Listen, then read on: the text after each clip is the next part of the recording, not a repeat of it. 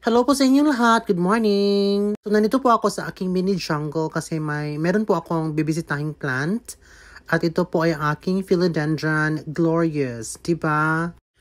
Hybrid po ito between Philodendron gloriosum and Philodendron melanocrysum. So, ito po siya. Isa po siyang climber na plant. As in, nagka-climb talaga siya sa trees or anumang bagay na pwede niyang madidikitan, di ba? At ito naman po ang first parent po niya. Ito po ay ang aking Philodendron gloriosum. Di ba? Isa po siyang crawler na philodendron.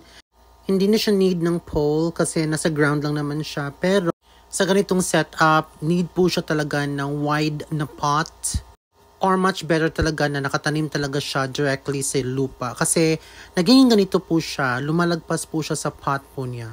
At ito naman ang aking Philodendron melanocrysum. Ito po yung second parent ng ating Philodendron glorious. Napakaganda po ng leaves po niya. Velvety din po. And then, kapag lumaki ito, as in super beautiful talaga. I swear to God. I tell you. Pero lately, parang nag-slow yung growth po niya at hindi ko alam kung anong reason, kung bakit. Pero hopefully, maging okay na siya. Thank you!